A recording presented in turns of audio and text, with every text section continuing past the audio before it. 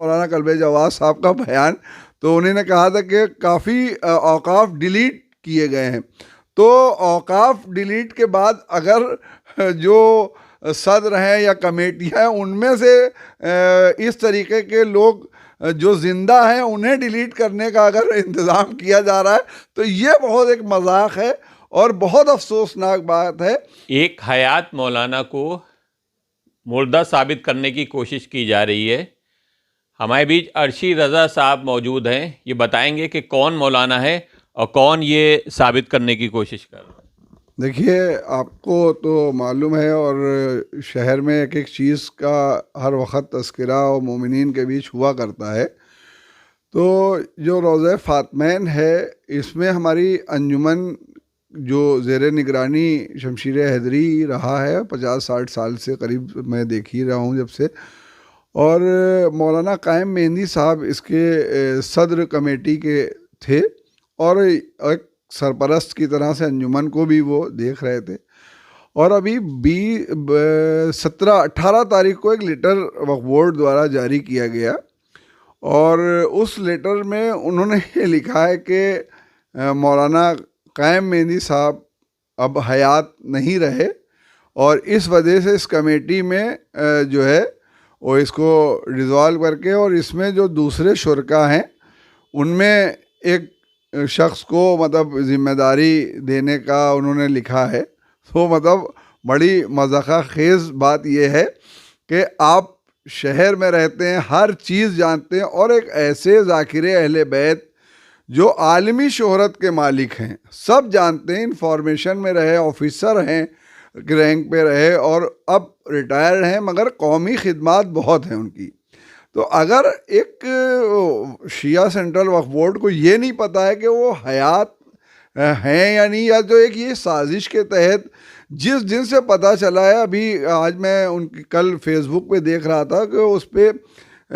अयादत के लिए हमारे सदर मोहतरम गए थे और उन्होंने फ़ोटो भी शेयर किया उनका और वो काफ़ी अलील हैं और उससे उनको सदमा लगा है। और ये जितने भी पेपर्स हैं ये एक एक चीज़ गवाही के तौर पे है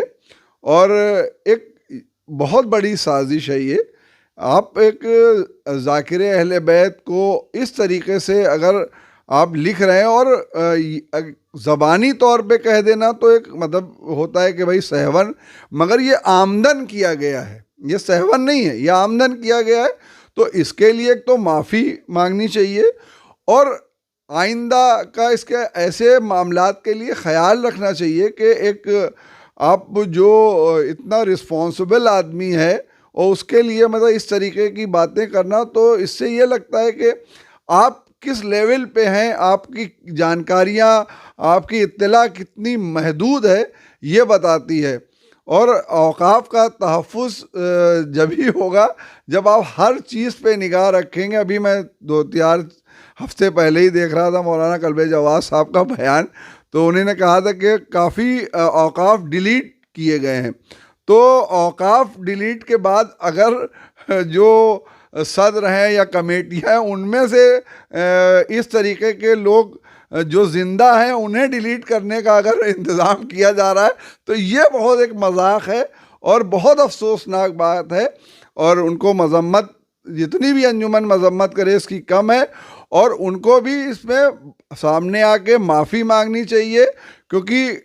आप भी जानते हैं कि नया कानून आने के बाद वक्फ बोर्ड का अस्तित्व क्या रह गया है और वो है जो भी है, क्योंकि मोमिनीन के बीच की बात है, वो आप भी जानते हैं, हम भी जानते हैं, उसको आगे ज़्यादा ले जाने वाला नहीं। मगर जो आगे मसाइल आएंगे और वो कुछ ही दिनों के बाद, अभी तो थोड़ी जो कमियां हैं वो दूर की जा रही हैं, 2-3-4 महीने का अरसा उसमें है, उसके बाद तो ये सब नए सिरे से आएगा।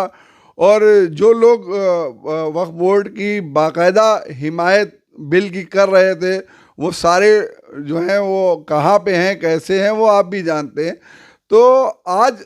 अपने मफाद के लिए ना करके आप शिया कम्युनिटी की जो भी औकाफ है उनको बचाने की कोशिश करिए, उनको बर्बादी से बचाने के लिए आपको बिठाया गया है, ना कि डिलीट करने के लिए। तो मेरा गुजारिश ये है कि जो ये उन्हें सदमा लगा है इसकी ज़िम्मेदार पूरा शिया सेंट्रल वक्फ बोर्ड है और लिखा पढ़ी में वो है, उन्हें माजरत करनी चाहिए, उन्हें माफ़ी मांगनी चाहिए।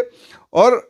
अंजुमन अगर आगे कुछ नहीं ऐसा आएगा तो अंजुमन एक्शन लेने के लिए तैयार है, वो आगे देखा जाएगा। कोई विधि कार्रवाई करेंगे? विधि कार्रवाई तो बनती है, मैंने बताया ना, विधि कार्रवाई बनती है, मगर क्योंकि मोमिनीन के बीच की बात है और हम बहुत सारे मसाइल ऐसे होते हैं जो इस लेवल पे कि भाई अपनी कम्युनिटी की उसमें वक़ार और उसका वक़ार मजरू ना हो, इस वजह से बहुत सी बातों को छोड़ दिया जाता है। तो उसका वो भी लिहाज रखें और विधिक कार्रवाई में देर नहीं लगती है। जैसा इसको इस तरह भी जोड़ के देखा जा सकता है कि जैसे फातमैन में एक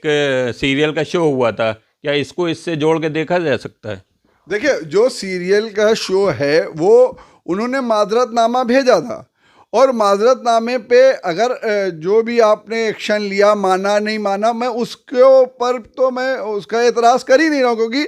2024 30 मार्च को मुतवल्ली का टाइम जो था ख़त्म हो चुका था। उसके बाद हमने नई एप्लीकेशन भेज दी और उस एप्लीकेशन में बाकायदा लिख दिया था कि आलिम अली मिर्ज़ा को नया मुतवल्ली नियुक्त कर दिया जाए, और वो हम 24 में ही 30 मार्च 24 में ही एप्लीकेशन दे चुके, और वो अभी मेरी एप्लीकेशन पड़ी हुई है। उस पर कोई निस्तारण ना करते हुए एक मतलब ऐसा जो ये कहा जाए कि षड्यंत्र, एक जालसाज जो सजाए याफ्ता है, जिसके तमाम पूरा शहर जानता है, बाकायदा अखबारात में और इश्तिहारात में नाम शाया हो चुका हो, उसको आप बना रहे हैं, तो फातमैन को कहाँ ले जाएंगे आप ये साजिश जो है उसको किसी तरीके से आगे नहीं बढ़ने दिया जाएगा। और अंजुमन अभी जैसा आप कह रहे थे विधिक कार्रवाई होगी, अगर हमें लगेगा कोई माकूल जवाब नहीं आता है और उसका नहीं, तो आगे हम तो आज़ाद हैं, आज़ाद भारत में रहते हैं, हमें तो पूरा हक हासिल है, हम आगे बढ़ेंगे। आप भी एक मौलाना हैं और हयात लोगों को ज़िंदगी देने की जगह वहाँ पर मौत का फरमान सुनाया जा रहा है, क्या कहेंगे इस पर? देखिए, बड़ी अफसोसनाक बात है कि एक इतने बड़े ज़ाकिर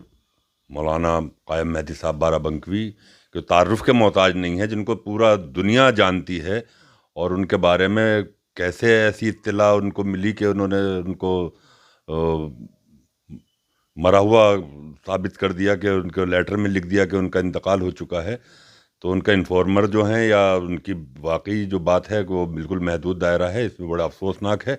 और उनको फौरी तौर पर माजरत करनी चाहिए, फौरी तौर पर मौलाना से। और उनकी तबीयत भी ख़राब है, और आप एक बड़े आलिम के लिए आपको इयादत भी करनी चाहिए और देखना चाहिए और माफ़ी भी मांगनी चाहिए। बहुत अफसोस की बात है ये कि एक आलिम के लिए बग़ैर किसी इत्तला के, बग़ैर किसी तहक़ीक़ के आप उनको इस तरीके से मरा हुआ साबित करने पर तुल जाएँ। ये थे अर्शी रज़ा साहब, सज्जाद टाइम से मैं जमाल मिर्ज़ा।